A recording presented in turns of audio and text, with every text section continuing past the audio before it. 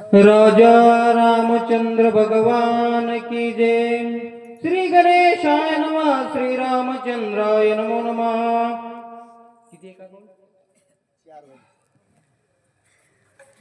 घेऊन अगस्त्याची भेटी सांगून या गुह्य गोष्टी शर्ग शर्ग भर्ग ऋषी जग जेठी उठा उठी उद्धरिला। रामचंद्र प्रभूने अगस्त्य मुनीची भेट घेतली आणि पुढे शरभंग ऋषीचाही उद्धार केला. असं रामचंद्र प्रभूचं दंडकारण्यामध्ये झालेला प्रवेश आणि पुढे केलेलं भगवंताचं कार्य आपल्याला ऐकायचं आहे. विराज येऊन आढावा सीता उचलोनीने घेते दवा रामे करुणी बाण लावा महाघोर अशा अरण्यामध्ये रामचंद्र प्रभूचा प्रवेश झाला. मग ह्या अरण्यामध्ये विराज नावाचा राक्षस राहत होता. त्या राक्षसाने सीतासाहेबाचं हरण केलं आणि त्या राक्षसाचा एकाच बाणाने रामचंद्र प्रभूंनी प्राण घेतलेला आहे. जटायूची सखे पडिले येऊन पंचवटीशी राहिले आश्रम मनोरमे रचिले राखण ठेविले जटायूचे. रामचंद्र प्रभू सीतासाहेब लक्ष्मणजी पंचवटी नावाच्या आश्रमामध्ये राहू लागले आणि पंचवटीमध्ये राहत असताना रावणाने हरण केलं. त्यावेळेस रावणासोबत युद्ध करून जटायू त्या ठिकाणी प्राणाच्या थारोळ्यामध्ये त्या ठिकाणी पडलेले होते. रामचंद्र प्रभूंनी जटायूचा उद्धार केला आणि पुढे काय केलं. करितावन विहाराचे सौमित्रे मारले शंभराचे शूर्पणखा माता होय त्याचे लक्ष्मणाचे छळू आले. पुढे त्या ठिकाणी सांगू लागले. आमचं काळ नेहमीसारखं जरा झालं का मागू पुढे थोडं सांगू लागले. सांब नावाचा जे काही शूर्पणखेचा मुलगा होता तर त्याला लक्ष्मणजीने मारलं. जी काही त्यांच्या हातामध्ये दिवी अशी खडग आलत त्या खडगाची इच्छा होती की तपस्व्याच्या तपा करताना त्या सांबाच्या हाती तप म्हणून प्राप्त व्हायचं. पण तो दुष्ट दुराचारी होता. सज्जनाची साधूची सरळ असणाऱ्या प्रेमळ भक्ताची जीवाची प्रत्येकाला इच्छा असते आणि ते भक्त होते लक्ष्मणजी. आणि त्यांच्याकडे ते खडक त्यांच्या हातात आलं आणि मग त्यांनी त्या शस्त्राची धार म्हणून त्या सांबाचा निपात केलेला आहे.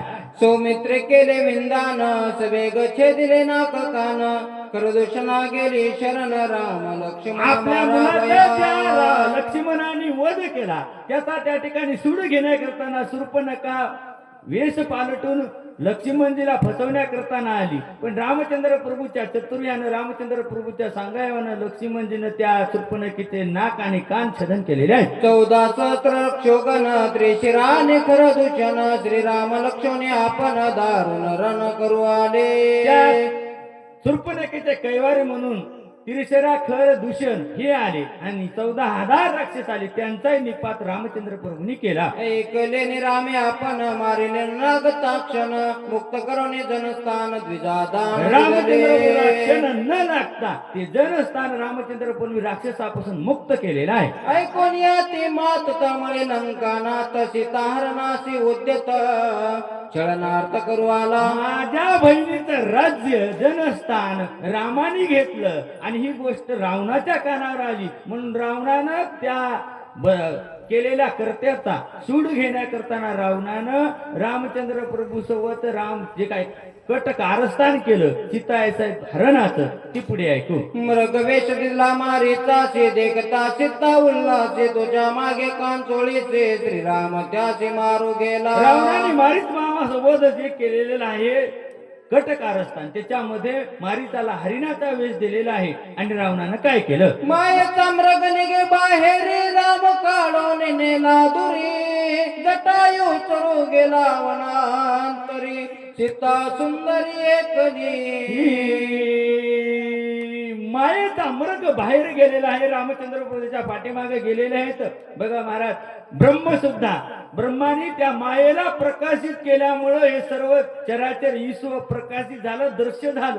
पण त्या ब्रह्मानी सुद्धा म्हणून त्या मृग मायेकडे त्या ठिकाणी घेतलेली धाव सांगितलेली आहे. रक्षण ठेविला लक्ष्मण ऐकून या माया मृग वचन त्याचे करून या छळन दिला दवडोनी सीतेने. त्यावेळेस लक्ष्मणजीला भक्ताला पाठीमाग त्या ठिकाणी ब्रह्माच्या देवाच्या पाठीमाग जे काय हरण करण्याकरताना हरणाचा वध करण्याकरताना रामचंद्र प्रभू निघालेले होते, गेलेले होते आणि ब्रह्माच्या कैवारात मायेनं लक्ष्मणजी सारख्या श्रेष्ठ भक्ताला पाठवलेलं सांगितलं. रावण कपटे करी हरिले जानकी सुंदरी जटायु धावला लढ करी त्याची मारे रावण. हो, पाठीमाग रावणाने सीताईसाहेबाचं हरण केलं पंचवटी शून्य पाहून आणि सीताईसाहेबाच्या कैवारात सीताईसाहेबाला संरक्षण म्हणून ज्यावेळेस दंडकारण्यामध्ये वस्ती झाली त्याच वेळेस जटायू महाराजांनी आश्वासन दिलं की महाराज मी सांभाळतो माझ्या आईला. ज्यावेळेस देव आणि लक्ष्मणजी कोणी नसतील त्यावेळेस मी सीताईसाहेबाचं संरक्षण करीन, सांभाळ करीन असं दिलेलं वचन आणि त्या वचनानुसार त्यांनी रावणासोबत युद्ध केलं. काय झालं मग? रामाला धावण तव जटायू होता पानोत्क्रमण करोनी त्यांचे उदरण पुढे आपण चालेला.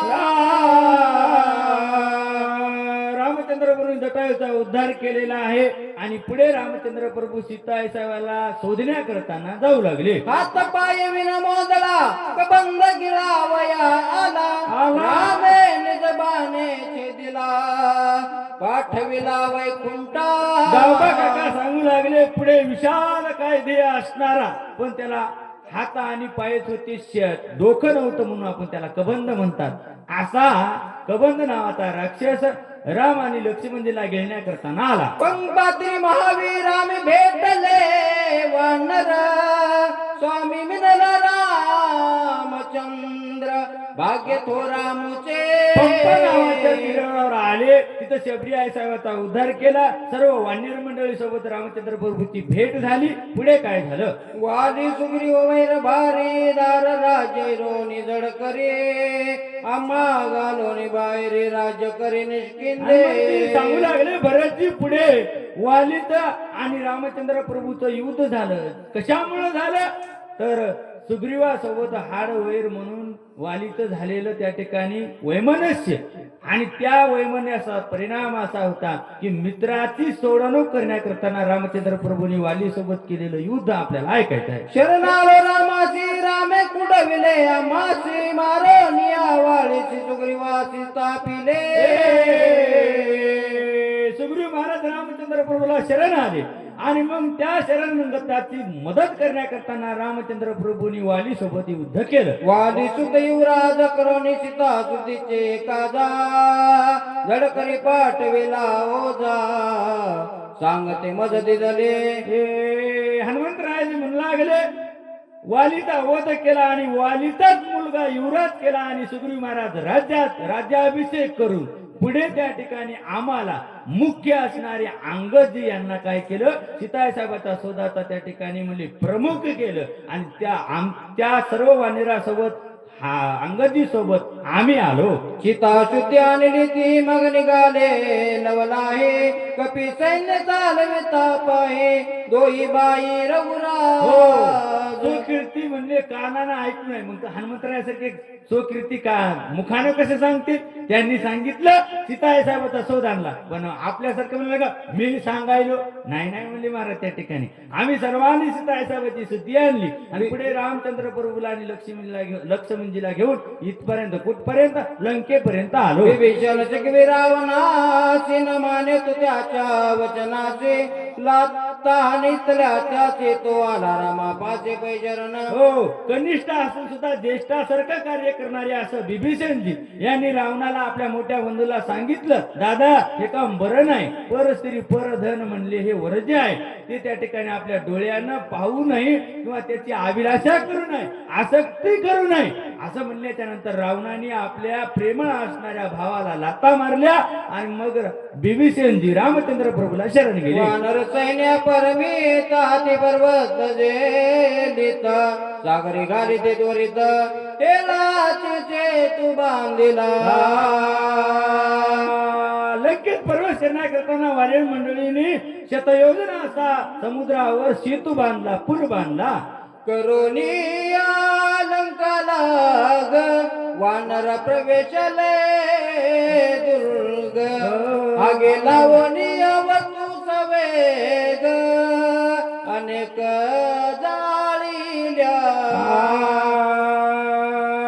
सांगायला भरतजी त्या दुर्ग अशा लंकेमध्ये सर्व वानर मंडळींनी प्रवेश केलेला आहे आणि लंकेला हळहळ केलेलं. कसं हळहळ केलंय? आगी लावलेल्या आहेत, सर्व राक्षस त्रस्त केलेले आहेत. पुढे काय झालं? राक्षस सैन्य बहुता न मरता उपदली भगवंता एकाची अपराधा का समजता केवी मारो.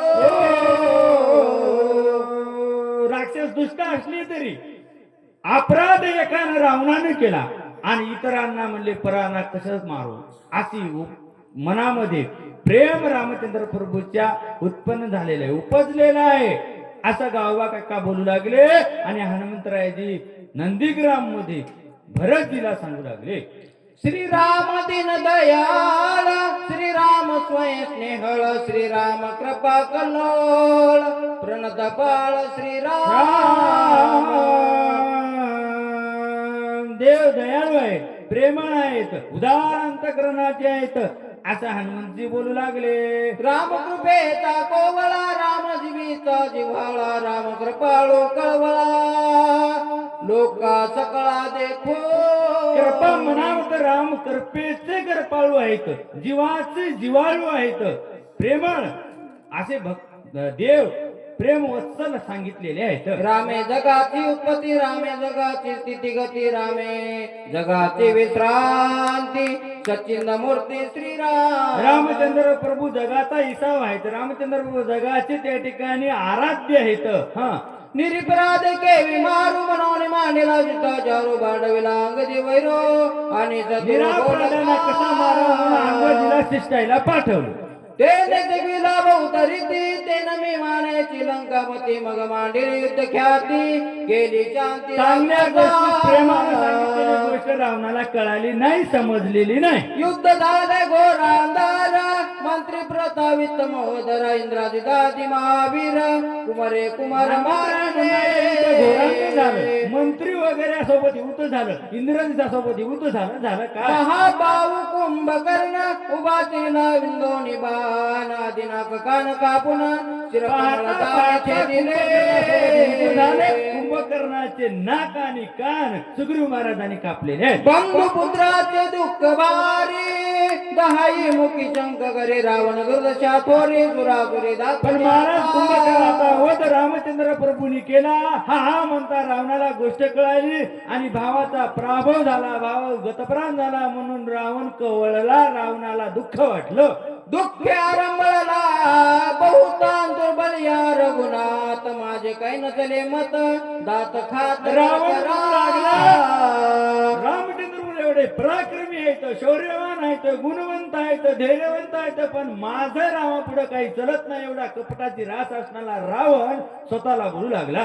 अद्दवीर कुंभकर्ण, रामे मारिला विंदोनी बाण, इंद्रजित महावीर दारुणा, सौमित्रे वीर कुंभकर्ण रामचंद्र प्रभूंनी मारल्याच्या नंतर पुढे इंद्रजित युद्धाला आला. प्रधान मारिले अगवे, सैन्य सेनाने गेली दिवे, ऐकले म्या काय करावे, रणी नागवे रघुनाथ. लागला प्रधान मारले, कुमार मारले, बंधू मारले, सहोदर मारले, एकट्यानं मी काय करावं. दात करकरा खात, डोळे गरगरा भिवंडित, रागे दोन्ही हात चुरीत, शक्ती अद्भुत उचललेली. रावण रागाला त्या ठिकाणी हातबल झालेला आहे आणि दुर्धर अशी त्यानं शक्ती हातामध्ये घेतलेली आहे. शरणांगत मारू आपण, त्या करणे सांडिले प्राण, लक्ष्मी अभिभीषण, शक्तिदान हानी तली. रावणाला एक त्या ठिकाणी भेद जाणला आणि त्याला कळालं रामचंद्र प्रभू आपल्याला ऐकणारे नाहीत, म्हणून जर शरणांगताला मारलं तर आपला विजय होईल. म्हणून त्या ठिकाणी ब्रह्मशक्ती रावणानं काढली, पण बिभीषणजीवर काढली. वेगी लक्ष्मण धाविनाला पाटे, शरणांगत घातला, शत्रुघ्ना शक्ती जदून ठेला, गाडा दादूला सौमित्र. सदाचरी आहे म्हणजे कोणती? शरणांगताला संरक्षण देण्याची. म्हणून लक्ष्मणजीने बिभीषणजीला पाठीमागे घातलं आणि त्या ब्रह्मशक्तीला पुढे आले. मंत्री खेळल्या हातीने गोती, परत दाने मागोते, ऐसे विचारोने चित्ते आले का कुळते. मंत्रमुक्त असणारी शक्ती, नाना मंत्राने ती मंत्राची उद्युक्त झालेली शक्ती पुढे पुढे येऊ लागली, पण लक्ष्मणजीने त्या शक्तीला खिळखिळ केलेला आहे. मज केलेल्या अभिमान तू नक्षीन माझी अंगवना मागे सरता रावण दंड संपूर्ण मज करी. हो, शक्ती लक्ष्मणजीला शरण गेलेली आहे. विचार करू लागली, मी लक्ष्मणजीच्या समोर जाऊ शकत नाही, लक्ष्मणजीवर आघात करू शकत नाही, आणि जर पाठीमागे गेले तर मला कपटी रावण दंडित करील. आणि काय विचार झाला, म्हणून तुझ मी आले चरणा तू चरणांगता शरणा उपेक्षा हवे मध्ये लागून कन्या हो, शक्ती म्हणू लागली, हे लक्ष्मणजी मला पाठीमागे जाता येत नाही, पाठीमागे गेले तर माझा पराभव होईल, मग मी तुम्हाला शरण आले. कन्या होणी चरण झाली त्याने अत्यंत कृपा झाली सौमित्रा चरणागता मावले अंगीकारले हनुमंतरावजी म्हणाले, भरतजी ती कन्या होऊन शक्ती लक्ष्मणजीला त्या ठिकाणी शरण आली. शरण आल्यामुळं जर कन्या जर आपल्या पित्याला शरण आली, महाराज अगोदर कन्याला पाहितलं तरच त्या वडिलाचा अंतःकरण हृदय दरवतय म्हणले महाराज. त्यालाच आकाश स्वरूप असणारे असे पिता म्हणतात, आणि पिता तुल्य अशा लक्ष्मणजीला ती ब्रह्मशक्ती शरण आली. मग लक्ष्मणचं हृदय कवळलं आणि त्यांनी त्या कन्येचा कसा अंगीकार केला पुढे ऐकू. कन्या झाली उपहात जनके तिच्या अंगीकारित सौमित्र अत्यंत कृपा भारित सारा देत दृष्टांत दिलेला आहे. मुलगी लग्नाला आली, लग्न झालं तरी त्या पित्याचं प्रेम कमी होत नाही, तशा प्रकारचं लक्ष्मणचं त्या ब्रह्मशक्तीवर प्रेम कमी झालं नाही. जरी उपयोगी तरी जागी होईल उपहाचे ब्रह्मवर्धय शक्तीची ब्राह्मण नामाचे निपूज्य. मुलीचं कन्यादान केलं आणि मग जर परत त्या वडिलांनी त्या मुलीवर प्रेम नाही केलं तर उपासता होती. अरे ज्या वेळेस जन्म दिला तेव्हापासून बापानं हाताचा पाळणा करून मुलीला सांभाळलं, आणि ज्या वेळेस सासरला त्या ठिकाणी मुलगी जाते आणि मग माहेरकर तिथं त्या ठिकाणी प्रेम कमी होतं का, तिथला त्याचा आधार कमी होता का त्या मुलीचा, नाही महाराज. तशा प्रकारचं लक्ष्मणजीने त्या ब्रह्मशक्तीवर माया दाखवलेली आहे, प्रेम दाखवलेलं आहे. वचन उपेक्षिता पूर्ण उपजले बैसले माता वजले घरी शरणांगता कार्यानर्था मादारी पडी जे शरण आलेलं आहे आणि त्या शरणांगत्याला जर आपण शरण दिलं नाही तर त्या ठिकाणी ते काय होतंय म्हणले, ते आपल्या डोक्यावर आपल्या माथ्यावर काय होतंय, तो अपराध चढतो. अशा प्रकारचं लक्ष्मणजीने सुद्धा आता दुविधा संकटामध्ये पडलेले आहेत, पण काय करतात ते आपल्याला जाता चरणांगत प्राण जाणेला रघुनाथ सुग्रीवादी कपी समस्त प्राण निश्चित हनुमानजी म्हणू लागले. अशा प्रकारचं लक्ष्मणजीला शक्ती लागल्याच्या नंतर पुढे काय काय होणार आहे ते आपण ऐकू लागलो. मग माझे दिले काय व्रता भूमेशीवर भार होय चुकवा वया सकल उपाय जीवे पाय विनटला.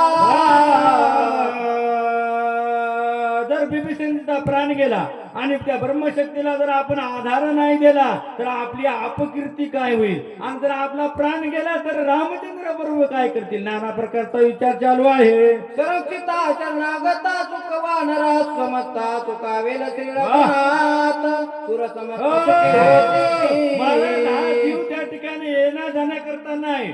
आज गेला उद्या आपल्याला दुसरा देह मिळणार आहे, पण माझ्या प्रभूची त्या ठिकाणी अवमान होऊ नये, सूर्यवंशाला लांछन येऊ नये, वानेरावर त्या ठिकाणी कपटी महामेंदी म्हणू नये, अशा प्रकारचा विचार नाना प्रकारचा. प्राण गेला तर हरकत नाही, पण राम ताटमानेनं जगावे असा लक्ष्मणजी विचार करू लागले. रामवदीन रावणा अभिषेकेल विभीषणा तिथे पावेल पूर्णपणा वदत वरद वचन रामाचे. प्राण गेला तर हरकत नाही, रामचंद्र प्रभू जिवंत राहणार आहेत का, जर शरणांगत्याला जर अभय दिलं तर माझे राम रावणाला मारतील आणि शरणागत बिभीषणाला राज्य दिलेलं वचन दिलेलं पूर्ण करतील. एकल्या माझ्या जीवासाठी उल्हास ते ब्रह्मांड कोटी रामविजय सकळ सृष्टी मदसाठी होय. शास्त्रामध्ये वेदामध्ये पुराणामध्ये महाभारतामध्ये वर्णन आलेलं आहे. हो, कुटुंबानं जर एखादा आघात जर गावावर आला तर आपल्या एका कुटुंब प्रमुख जरी व्यक्ती असेल तर त्याला त्या ठिकाणी देशासाठी जगासाठी समर्पित करावं, त्याचा प्राण त्या ठिकाणी उदो उदो म्हणून म्हणजे दान द्यावा. जर गावावर त्या ठिकाणी विपत्ती आली तर एका घराचा कुटुंबाचा त्या ठिकाणी प्राण समर्पित करावा जर गाव संरक्षण होत असेल तर, आणि जर देशावर आलं तर एका गावानं त्या ठिकाणी म्हणजे आपलं सर्वस्व त्या देशाकरता अर्पण करावं. तशा प्रकारचं लक्ष्मणजीनं विचार विचार केला, माझे प्रभू जर सुखी होतील आणि जर सगळं जग सुखी होणार असेल तर मग म्हणजे माझा प्राण जायला काय हरकत आहे. ऐसे विचारून ते बदलले अंगाची वाखते हृदय झालेले ब्रह्मशक्ती केली ख्याती असा विचार त्या सुमित्रे. ठिकाणी लक्ष्मणजीने केलेला आहे आणि हृदयावरती शक्तीचा आघात घेतलेला आहे. शक्ती भेदिता लक्ष्मणा गरजेची अनादे रावण त्यावर चालला रघुनंदना धनुष्य ज्या वेळेस ती शक्ती लक्ष्मणजीला लागली हे रावणाला दृश्य दिसलं, रावणाने तर जोऱ्यात तारळी टाकली. निर्वाण बाण तत्काळ मारावा रावण. हेरेचा दिले बिंदान पाठी देऊन पळाला. लक्ष्मणजीला रावणानं शक्तीनं पाडलं, रामचंद्र प्रभूंनी पाहितलं, रामचंद्र प्रभूंनी लक्ष्यावर त्या ठिकाणी अवधान साधलं, पण रावण पळण्यामध्ये यशस्वी झाला. पळाल्यावर राम सर्वता नगरी गाव व्हायचा निद्रळ भाव रावण पाठी देऊन हो, पळाला. पण त्याच्या पाठीमागे राम लागत नाही तर झालं काय. पळून रावण विजय झाला रघुनंदन भाऊ आला लक्ष्मण रावण पळून आपला प्राण त्या ठिकाणी त्यानं वाचवलेला आहे. हा. गुरुवाळूने अमृतास्ती केली निर्वाण ती शक्ती विसरण करी रघुपती ब्रह्मवचन रामचंद्र प्रभूंनी ज्यावेळेस रावण पळून गेला परत लक्ष्मणजीकडे आले तर कुरवाळलेला आहे आणि त्या ब्रह्मशक्तीची शक्ती हीन केलेली आहे. ब्राह्मणाचा अतिक्रम सर्वताना करी रघुत्तम वाह. लौकिक धर्म बंधुत्तम. हो, ज्या देवानी त्या लाटेचा आघात सहन केलेला आहे ते देव त्या ब्राह्मणाची उपत्ती करतील काय, नाही केली म्हणले. आणि ती ब्रह्मशक्ती ब्राह्मणाच्या इच्छे करताना, ब्राह्मणाच्या वरदाना करताना ब्राह्मणाचा मान म्हणून थोडी कशी ठेवली. पुढे ऐकू. बोलावून सुसेन वैद्यराज भूताला गुराज वेग उपवास सांगा मद बंधुराज हुसेन नावाच्या वैद्याला बोलवलेला आहे तर याच्यावर उपाय काय करावा जेणेकरून माझे बंधू उठतील असं रामचंद्र प्रभू विचारू लागले. हुसेन वैद्य सोबती आणविले आधी वेचोदे जगती वेदले हृदय संधी ते भरतीला म्हणू लागले, सुसेन वैद्यानं सांगितलेलं आहे जडीबुटी आणावी लागल. सूर्योदय पोता पहावो आणावा औषधी समुदाव म्हणून मजदाडी राम राव हुसेन ते सांगू लागले, देवा जर लक्ष्मणजीला उठायचं असेल तर दिवस निघायच्या आत जडीबुटी आणावी लागतील असं हनुमंतराय नंदीग्रामध्ये भरतजीला बोलू लागले. मी आलो वेग वत्तर नोळके औषधिदार ते ते लागो पाय उचिर मग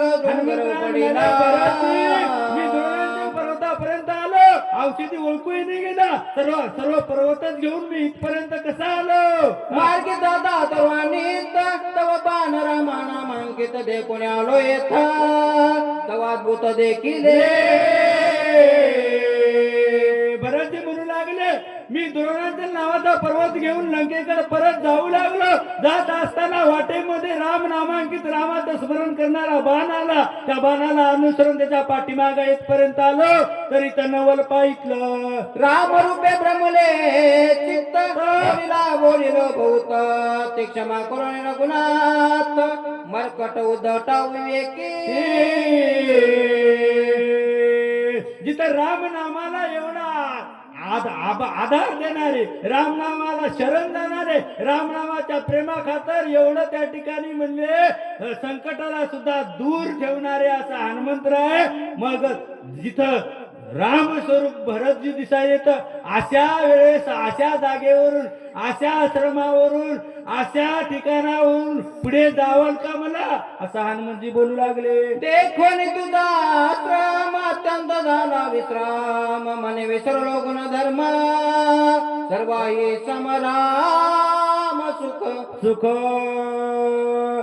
हनुमंतजी म्हणू लागले, हे भरतजी तुमचा आश्रम पाहून ते सकळ श्रमाचं सुख या आश्रमामध्ये मला पाहायला मिळालं आहे. म्हणून त्या ठिकाणी इथून न जाण्याचं, उल्लंघन न करण्याचं त्यांच्या मनामध्ये आलेलं प्रेमाचं व्रत, मनामध्ये आलेले विचार हनुमंतराय त्या ठिकाणी भरतजीला बोलू लागले. पक्षी सिद्धांत बोलत त्याने लाजला वेदांत सरस्वती चित्त भ्रमित बृहस्पती ते वेडावला.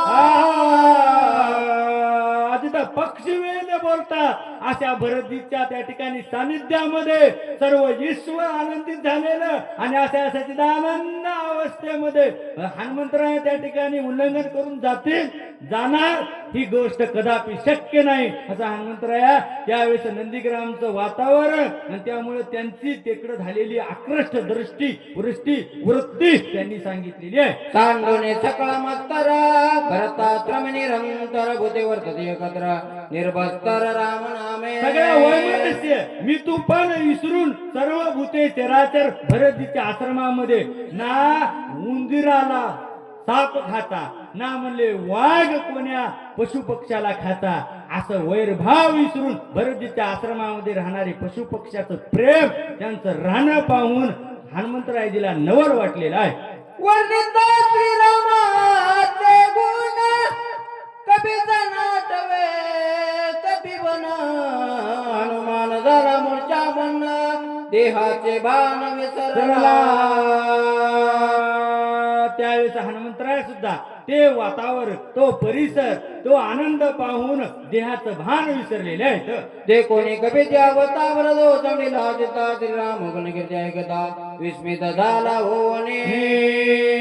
विस्मित झालेले आहेत कारण पशु पक्ष्याने सुद्धा भरतजीच्या सानिध्यामध्ये रामनामानं केलेला जयघोष रामनामानं केलेला तो परिसर त्या ठिकाणी आनंद किती वाटला ते मन आपल्याला बोधे ऐकायला जित प्रति अंगाराचे अंकरते रामोळाले चिते बाह्य स्फूर्ती विसरता.